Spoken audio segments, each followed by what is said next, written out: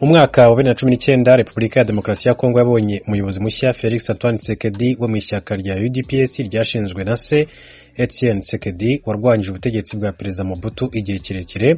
Perezida Tshisekedi yageze ku butegetsi abifashijwemo n'uwo yarasimbuye Perezida Joseph Kabila, kuko amatora yerekana ko Tshisekedi yari wa gatatu nyuma ya Emmanuel Ramazani Shadari na Martin Fayulu, bivugwa ko ari we wari watsinze amatora. Byatangiye rero abarwanya Perezida Kabila bose bishyize hamwe ngo bagire umukandida umwe, Felix Tshisekedi, Moise Katumbi na Martin Fayulu. Bemeza ko bose bazashyigikira Martin Fayulu uzahangana na Ramazani Shadari mu nama yabereye mu Busuwisi. Nyuma gato Kabila na Tshisekedi bagiranye amasezerano y'ibanga. Tshisekedi atera umugongo ihuriro ryari ryemeje umukandida Martin Fayulu. Mu bafashije gushyiraho amasezerano hagati ya Joseph Kabila ndetse na Tshisekedi barimo François Beya, uzwi mu kazina ka Mr Securite cyangwa se Monsieur Securite. Mu gihe cya Perezida Kabila yayoboye ibiro bishinzwe iperereza mu gihe cy'imyaka 12, naho ku bwa Perezida Tshisekedi yabaye umujyanama by'umutekano mbere yuko atabwa muri yombi. Harimo kandi Gaston Tete Kabwe, mubyara wa Perezida Kabila, wari umujyanama wa Perezida Tshisekedi waguye mu bitaro muri Afurika y'Epfo muri Kamena 2021.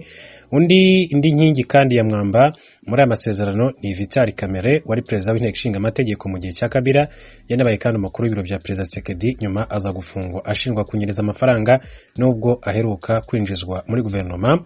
Undi yari Fortuna Biserere, wari umujyanama wa Perezida Tshisekedi, ubu afungiye muri gereza Makala i Kinshasa. Ntiwakwibagirwa na Major General Delphin Kahimbi, wari ukomeye mu gihe cya Perezida Kabila. Muri Gashyantare 2020 akaza gusangwa iwe mu rugo yapfuye. Tshisekedi akimara kujya ku butegetsi yahise rero abona ko nta maboko afite haba mu butegetsi ndetse no mu gisirikare. Nubwo Tshisekedi yaragiye ku butegetsi, yarakeneye abamufasha mu kumenyekana ku isi, kugira ingufu mu gihugu ndetse no hanze yacyo, ndetse no kumenya uko igihugu kiyoborwa, cyane ko atari yarigeze aba ministre, député cyangwa se gouverneur mu buzima bwe bwa politike.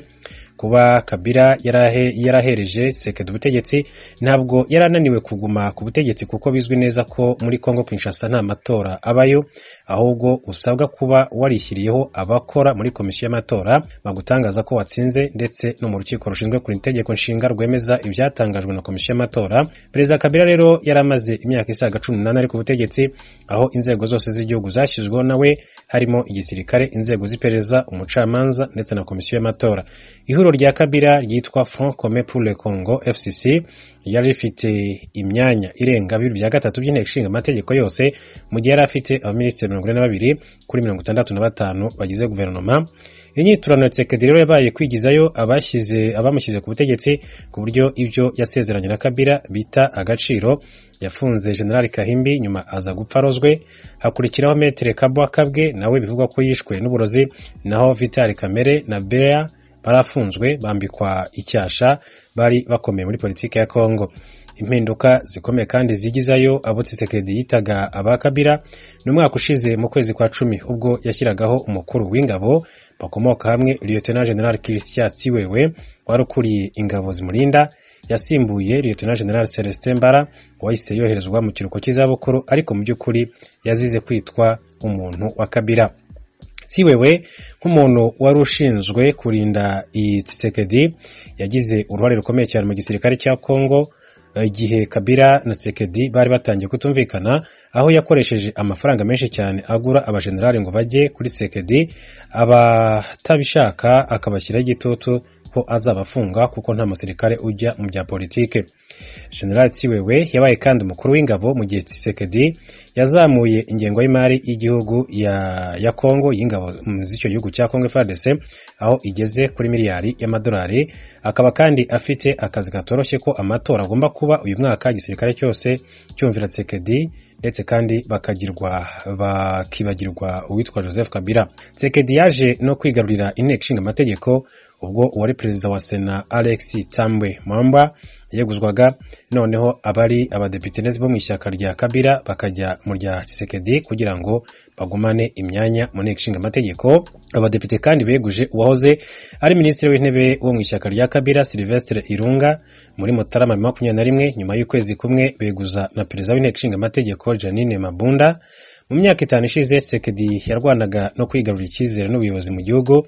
Ubwo amatora yari yegereje ntacyo afite yashyira ku meza, nibwo rero yitwaje u Rwanda aho agiye naho avuye. Intero ni imwe, ngo u Rwanda rwaramuteye, kuko azi ko imvugo yo kwanga u Rwanda ikoreshwa cyane n'abandi banyapolitike nka Martin Fayulu mu kwigarurira abayoboke muri Kongo. Nubwo Tshisekedi kandi yabashije kwipakurura Kabila, aracyafite ibibazo by'urusobe birimo cyane abamurwanya bakomeye, bityo agatinya gutegura amatora n'ingabo zidashoboye ndetse no gutsinda umutwe wa M23, ahubwo zigafatanya n'imitwe twaje intwaro irimo na FDLR igizwe na bamwe mu bakoze jenoside yakorewe abatutsi mu Rwanda, ikaba kandi igendera no ku ngengabitekerezo ya jenoside nk'umurongo wa politike.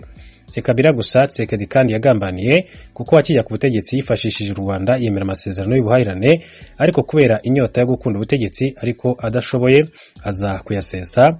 Uwashaka ati gufatanya na Tshisekedi yabanza agasubiza amaso inyuma akareba ibyo yakoreye abamushyize ku butegetsi barimo na Perezida Joseph Kabila wahoze ayobora iki gihugu cya Kongo. Waramutse Edi, turahera mu gisata cy'ubutungane hano muri Leta Zunze Ubumwe za Amerika. Donald Trump yahoze ari perezida wa Amerika yavuze ejo ku munsi wa kabiri ku mugoroba ko ibyahahowe abihowe kuko bijanye n'amatora. Hari haheze amasaha make yagirijwe ibyaha muri sentare y'i Manhattan muri New York. Yarifatiye mu gahanga umushikiriza manza we New York Alvin Bragg kuba yamwegetse ko ibyaha bidakenewe. Yavuze ko atigeze yiyumvira ko ikintu nk'icyo gishobora gushika muri Amerika. Ibi yabivugiye imbere y'abanywanyi biwe i Mar-a-Lago, ni muri Palm Beach muri leta ya Florida, aganutse ava muri sentare i New York. Yavuze ko icyaha cyonyine azi ko yakoze ari gukingira igihugu abarondera kugisambura. Trump yarahakanye ibirego aregwa 34 byo gukoresha impapuro zitari mu bikorwa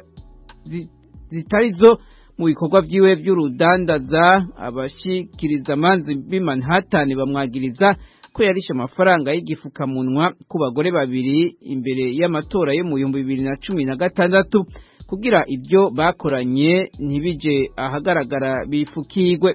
Trump abaye wa mbere mu baperezida bo muri Leta Zunze Ubumwe za Amerika bari ku butegetsi canke ababuvuye ko yagiriwe n'icyaha. Abajijwe nimba yemera ibyo yagirizwa, yishuye avuga ko ku ruhande rw'iwe atacaha yagiriza. Umushingwamanza wiwe Todd Blanche avuga ko bagiye nyabuna gutangura urugamba n'ubutungane kandi bagiye kugwana n'inguvu nyinshi cyane. Abategetsi b'Abatalibani naho ni muri Afghanistan baramenyesheje ishyirahamwe mpuzamakungu ONU ko babujije abagore b'Abanyafghanistan gukorera iryo shyirahamwe muri ico gihugu. Umuvugizi wa ONU Stefan Dujarric yabwiye abamenyeshamakuru ko ONU itemeye iyo ngingo ya Afghanistan kandi atari iyo gushigikira. Yemeza ko ari ingingo yiyongereye ku zindi zo kuburizamwo abagira neza igihe baba bariko baragerageza gushika ku bakeneye imfashanyo. Mu mezi aheze ONU yari yarashikirije amakenga ko iyi ngingo yo kubuza abagore gukorera iryo shirahamwe ishobora gufatwa muri Iran.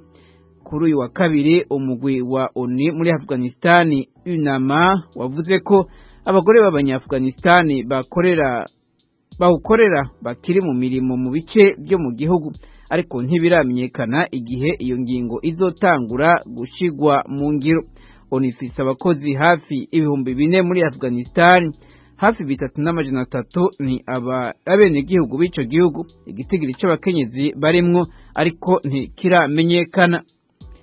Mu makungu kandi Perezida w'Ubufaransa Emmanuel Macron na Perezida wa Komisiyo y'Ubumwe bwa Buraya Ursula von der Leyen barashitse mu Bushinwa